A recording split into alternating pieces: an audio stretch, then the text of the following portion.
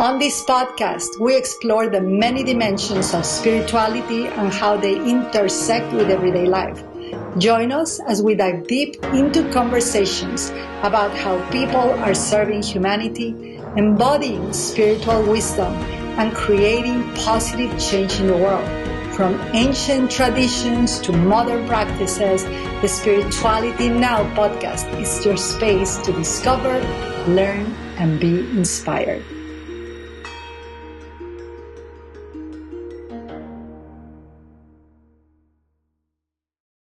Welcome to this solo episode of the Spirituality Now with exclamation point podcast. This is the most, like the exclamation point I think is for me is to remember now.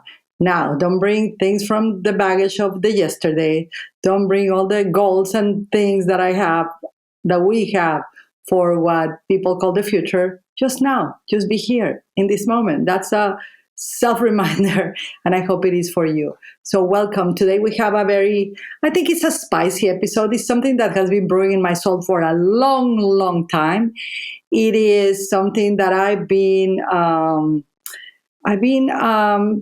co-participant of and a recipient of this.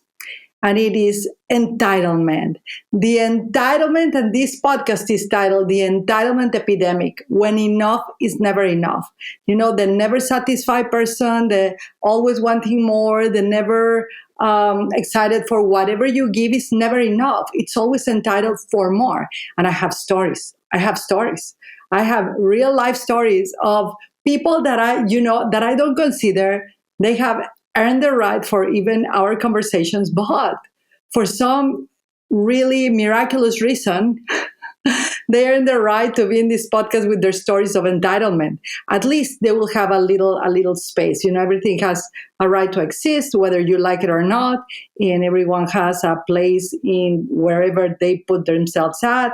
And today they earned a little right, not by name, but by their choices and their character to be spoken of in this podcast. Obviously, I'm not going to name names because that will be pretty lousy of me. Anywho, so we're talking about entitlement epidemic, when enough is never enough, and with this social media madness, and with this, we're in an era. And I was raised in the 80s. I'm a 70s baby. I was born in 71, and I'm an 80s baby. We were not like pampered to our emotions. There was nothing about our feelings. There was not such a concept of ghosting. Nobody was called a narcissist. You were just living and surviving and doing the best and striving to create and to keep going and to get good grades. You know, I remember my first inner competitive self showed up at school. I wanted to have the best grades. Then I wanted to walk with the flag. That was such an honor. Be part of the people that do the flag, the walk in the flag, with the flag. In Spanish, I don't even remember what it's called, but I was there. So that was always like a inner drive to get better, right? And there was not like they're ghosting me or the planets are against me. There was nothing like that. You really had to survive. So we're in an era with social media where feelings are being more received by people. There's more awareness. There's more names of psychology terms that had never been before. There's such an antagonistic field of they did to me and I am a poor victim, even when you disguise it as a powerful creator. Anywho, I have things to say about this. And alongside the entitlement epidemic, we're going to talk about a term that I learned in a leadership course I took many years ago called parasite strategies, which are the silent killers of integrity. So welcome back. I have my notes so I don't deviate with my ADD personality, attention diversified in divinity. And welcome back to the Spirituality Now podcast. Today, honestly, we're diving into this topic because I perceive it everywhere, but it's rarely addressed with honesty. You know, sometimes you see people with a lot of bravado, like no one owes you, and they do not wrong words, like cursing words. No one owes you shit, and they mention entitlement, but it's with a lot of anger, a lot of rage, and we really have to be self-aware about this. We really required to address this with honesty, to check it within ourselves. I'm going to tell you, the first time I learned about this was when I discovered I was doing that with my first husband, who is incredibly supportive. It's incredible present. I really felt like I was entitled to everything just because I was with him, or because I was the mother of his kids. I developed, and I really love working. I really love contributing. And so that began to show me like where I was entitled, where I was not entitled, but where I really was not only earning the right, but where it was natural to receive, to be in communion, to be in support, to be a team. So I did learn that, and I did touch like like the water of this, and I became aware, and I became like, this is not something that I am. And I became aware since I was really young about this. So it's everywhere. It's rarely addressed with honesty.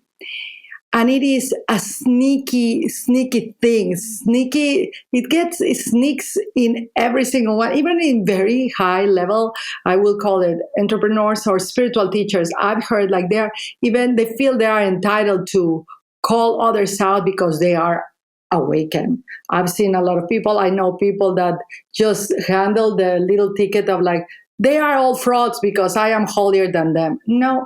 There's entitlement hidden in everywhere. And with this sneaky cousin, the parasite strategy phenomena. So this episode might sting for some. It might trigger for some of us, not all of us.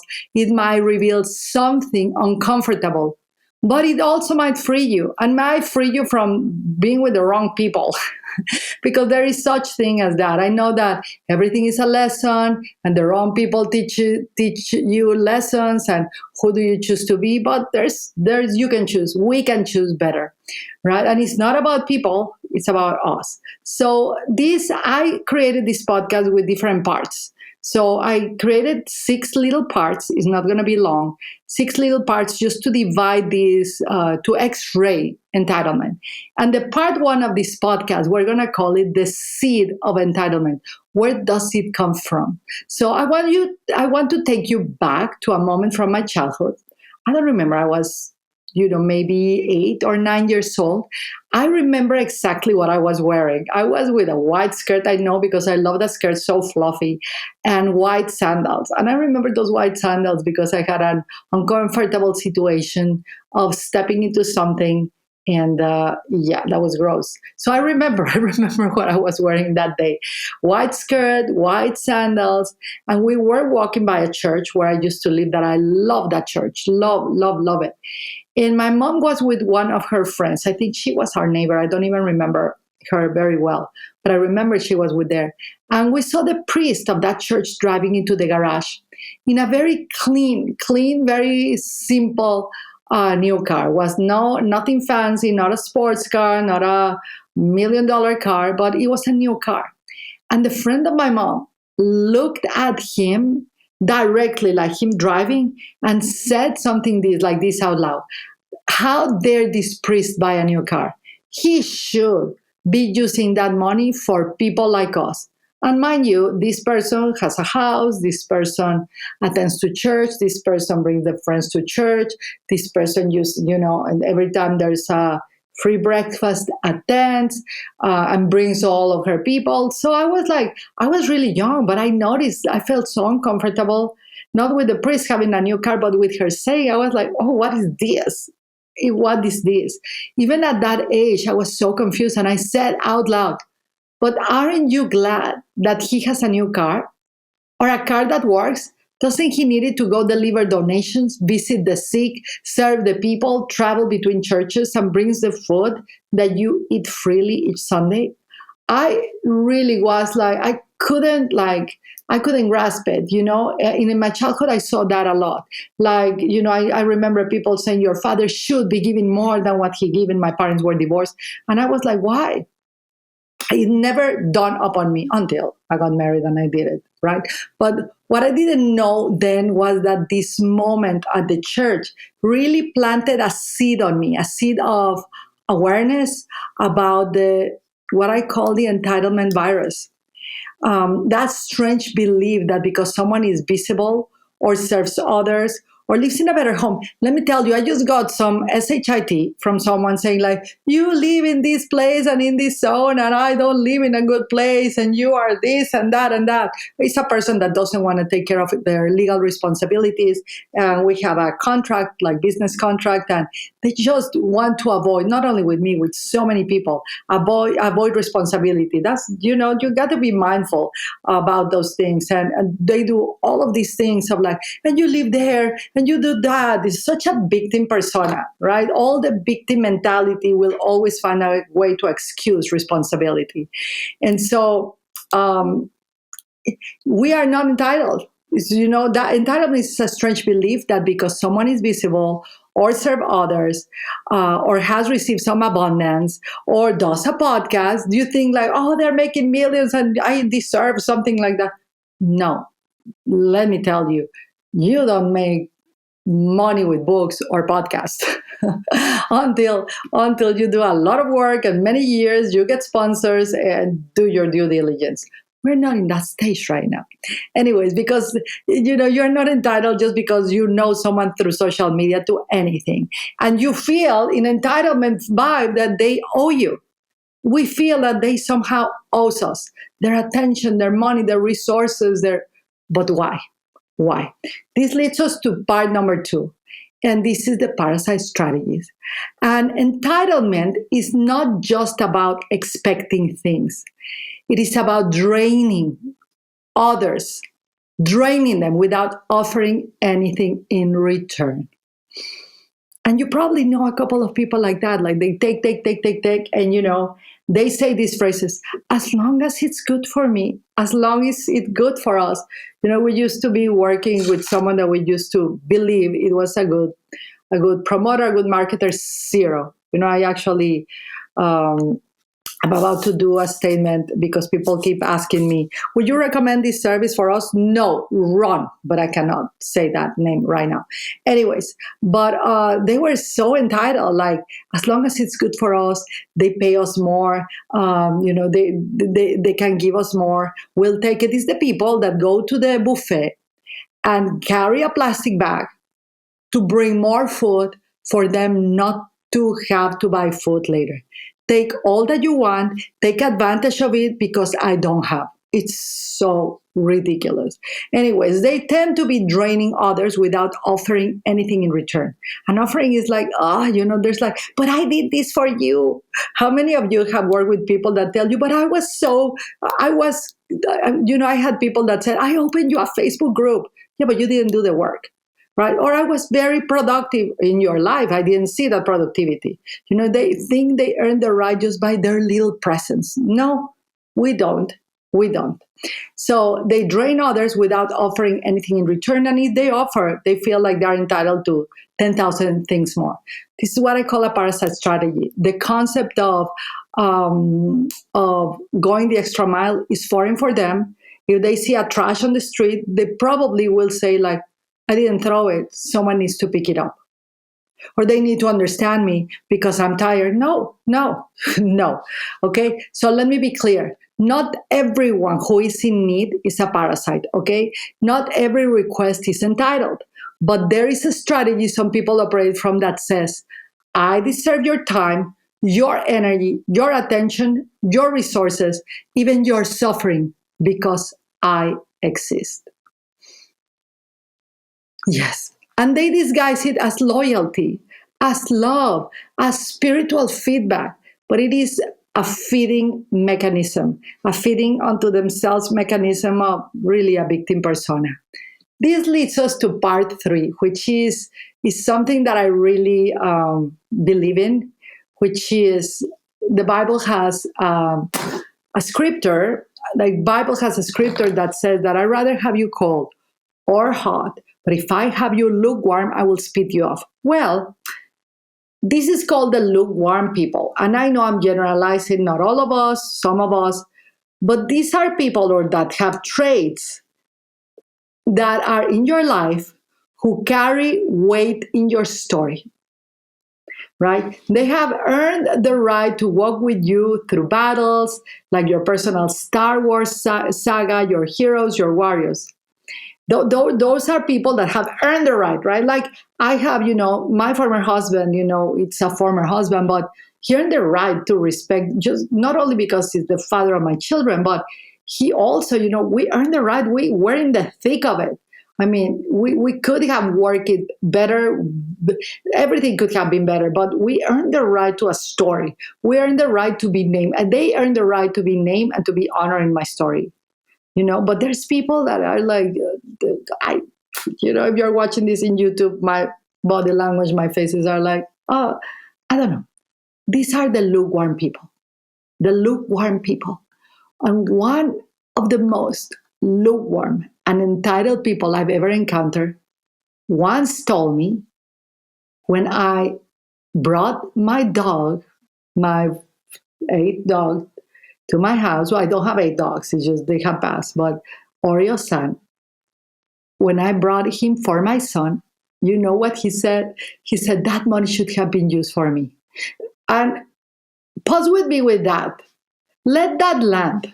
And my dearest, closest friends, because I happened that day to be on the phone, he was on speaker, and there was some recording going on because I was recording a video, whatever. It's like, at the beginning it hurt a lot. I took it personal. I was like, oh my God, you are like, blah, blah, blah, blah. Poor my son. I went into a little victim mode, but then I was like, snap out of it, Ivonne. What just happened? It was like, that money should have been used for me. Wait a second. Aren't you a 50-year-old person or a 40-year-old adult? Pause with me on that. Let that land. It was such a foreign moment that I had to look at myself. I had to look at myself of who was I attracting this level of distortion for, or why was I attracting? I was like, it was such a distorted attraction that I did, that I was like, wow, I really attracted this to see how delusional I am. And this person used to say like, what about me? I was like, he's right. You always want to be right. I mean, he was right. He was right. I was so delusional. What about him? True. I never saw who he really was. Never, ever, ever. Just saw what I wanted him to be. So, which is like, no, it's another type of entitlement. Wanting for people to be better than than they are. Is like, no. Anyway, this person wasn't even playing a real role in my life. Had no leverage, nothing. It was so weak. Just orbiting. It was just an existing of like, I exist and I just survive with expectations of always getting more. Where can he get more and more and more? No contribution at all. Just a lot of bravado, a lot of wagging the tail, but nothing. Just entitlement. So that's one. Then I'm going to move into part 4 of this podcast. And I'm going to title this part, The Fan or Follower That Felt Owed. So years ago, I had a follower, a woman who had followed me for years. And I'm respectful of that, because I feel like, wow, they're giving your attention, your time, they read your posts, just that. But I don't have a personal relationship with this woman. And because she followed me, she thought she knew me. And when I separated from my partner, she sent such a long message that, not privately, not as a human reaching out to another human, but on Messenger, like on social media, which, by the way, my social media, only Instagram I do it, just for you guys to know, but don't begin to send a lot of messages. It takes me a while to respond. But my social media, I have people that read my messages and then bring them to me. And so this was a message that was not received by me. It was received by Anna, who is part of our team. And this woman sends this such a long, through our business page, through social media, a long message. My team reads it. And she said she was really hurting because I had divorced. I mean, forget about what I or the person I was with went through. It was her opportunity to work on her own stuff and project it onto others, right? and that she felt energetically hurt. And she went with all of this biased spirituality, energetically hurt, and the spirits, and this, and the divine feminine, divine masculine, just BS, right? She was really hurt because I was no longer giving, not only that I didn't understand how she suffered because I divorced. Hello. Hello, but also because I was not giving my digital art for free, and that I actually did a post that this was not free, that some people could not use it, and she was offended. Whatever I created, I should give it for free. I was like, that's why I learned that when I was little about the priest. It's she was so entitled, and she was so hurt, and she felt entitled to my marriage, to my choices, to my art, because she had followed me. It's like, really, seriously? And she was not even young, she was not even like a person that you would say, okay, these are the new generation. No, she was like an old woman. Okay. So this is what I call spiritual entitlement. It is where someone grabs their projections in mysticism and demands access through the veil of divine connection. Or where they start using like biases like, oh, I receive a voice from beyond. Isis told me to do this. The gods told me to do this. That is pretty shitty. I apologize, but not. But it is shitty. It is shitty. It's not cool. It's so entitled, and it's so avoidant of personal responsibility. Because just FYI to all of us, projection is not connection. Projection is not connection. Entitlement is not intimacy. Food for thought. Okay, and part 5 of this podcast, we're almost done. What are we actually entitled to? Okay, I've been sharing little stories for us to wrap around this concept. What are we entitled to? Let's go there for a moment. So we're entitled to breathing. We don't even have to use the word entitlement. That's natural breathing, drinking water. I truly believe that people deserve water, personal care, personal use, basic, human decency. We're entitled to our personal thoughts, the dignity of our own path, and that's about it, and safety and protection. But we are not entitled to someone else's story, to their private life, to their creative work, to their relationships, to their journey with God. We are not entitled, if we are in any spirituality, to tell you like your path, because you don't walk my path, because you don't walk the way I do it. Then I'm going to call you a fraud. And until you don't come with it's just that, wherever it lacks compassion, not empathy, because a lot of people are empathetic and empathic right now. Compassion and wisdom, it's like there's a feeling that, no, this is not the path. This is, you can be super awake and clear in your mind, but if your heart is dormant, I'm not interested. So we have to be really mindful that we are invited to witness others, but we are not owed access. I'm going to repeat this. You are invited to witness. Let's think of this woman that she was witnessing my marriage and then my falling apart and whatever projections she did around us. She was invited to witness, but she was not entitled, or I didn't owe her access to my life. I don't owe access to anyone. Okay. And then part 6 of this podcast is the cost of entitlement. We have to speak about what it costs us when we feel entitled. Okay. Entitlement kills innovation. That one, when I heard that from one of my mentors, I was like, whoa. Because you are so focused on what others did to you, on what others should give you, or this person I told you about the dog. It was like a little fox, like trying to trick people, trying to see how easy can it get, how practical can he do things so he can work the littlest possible. So his innovation was null. It was really lukewarm, really lukewarm. I had a good lesson of distortion there. Entitlement chokes gratitude. Gratitude is forced. I'm so thankful. It's so fake, right? It chokes the reality of gratitude. It breeds jealousy. I don't know you, but the people that I encounter that are jealous of your work, jealous of what you're studying, jealous of your progress. It's just, it stems from entitlement. And worst of all, it creates spiritual dependency, where we no longer do our own work. We no longer do our own work. Just put this in your mind. But instead, we feed off others and blame them when we starve. We feed from others and then blame them when we starve. They gave me a job, but it was not enough. They're supporting me, but they're not supporting me all the time. They like one post of mine, but they're not liking 1,000 posts of mine. It's just never ending.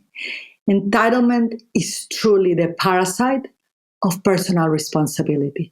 It's when you think like, oh my gosh, you know how much I hear this. Oh, it's because you moved to the United States that you can have a job. I had a job when I was in Mexico too. I was still serving people. Oh, it is because, you speak English, that is the doors open up for more for you. I have friends that study English with free apps and they figure it out. It's really, entitlement is really the parasite of personal responsibility. Stop blaming people, start working. Now, we're going to do a little exercise because I think that for this, it's good for us to feel it in our bones and our very body. To enter into something, I was tempted not to name it like this, but this is just for the purpose of this podcast. We're going to call it radical integrity. And radical truth, radical integrity, I think it doesn't need the word radical, but just for the purpose of today, we're going to call it radical integrity as a reflection. So let's do this exercise.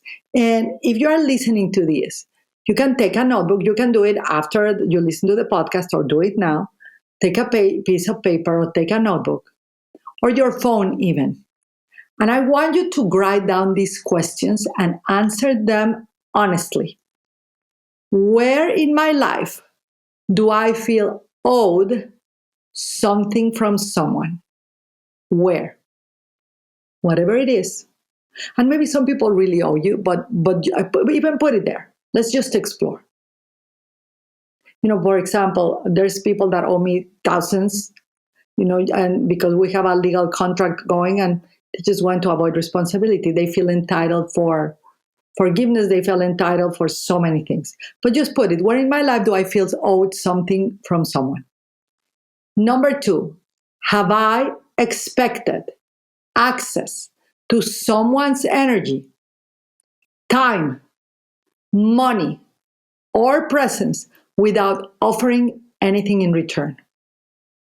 Or without adding value? There's the people that want to earn more in their businesses, in their jobs from 8 to 5, but they keep doing the same thing. They don't add value. They don't provide more. They just think that by their presence, they should owe more. No, this is work. We got to earn the right. Okay, so have I expected access to someone's energy, time, money, or presence without offering anything in return? And number 3, am I upset at someone for setting boundaries, raising prices, leaving a relationship, or no longer giving me anything freely? That's number 3. Am I upset at someone for setting boundaries, raising prices, leaving a relationship, or no longer giving freely, or no longer having contact with them? We have people like that. Sophia is in the back of this podcast and she has received notifications of people that were like so entitled, that were like, oh, please, I can make you money without you working. I was like, this person doesn't even know us. Even if you have a small list on your newsletter, I can make you a lot of money. Just wanted contact with us. Again, that's leechy energy. So thank you and no applause. We like to work. Okay, number 4, am I leaking energy towards someone in entitlement instead of gratitude? Okay, don't steal from people. Don't use their credit cards. Don't think that because you were a friend, you deserve to get something. That's entitlement. That's not really a friend. Am I leaking energy towards someone in entitlement instead of gratitude? Number 5, where have I enabled the enabler culture? I know it very well. Where have I enabled entitlement in others by not being clear with my no? Oh, this comes from personal experience. Where have I, write it down, enabled entitlement in others by not being clear with my no?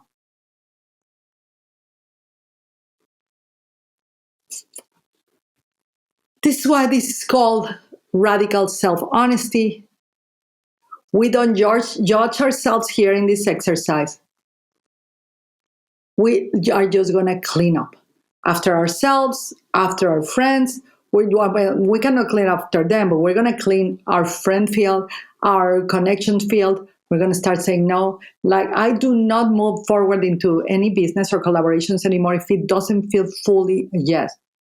And if I start hearing the people that I'm going to collaborate with complaining about others, they have more they should give me. It doesn't matter if they should. I just cannot do it. I just can't, because that eventually is going to transfer into other kind of monster. So we want to move from entitlement to empowerment. You, my loves, are powerful. I am powerful. I got to remember, in a sense that if we keep harvesting and nurturing our wisdom and our compassion and our actions and our clarity through meditation, through clear practices, through fitness, through taking care of ourselves and our body, of doing work that contributes to humanity. And you are powerful not because of what you are owed. This is important, but because of what you can own. This is a little thing, not because of what others owe you, what they did you, they need to pay, but of what you can create, of what you can own, of the problems that you can resolve. So this podcast is, in a way, a little bit of a nudge of like, where are you at in this entitlement thing? Or what people are you surrounded by that they have this?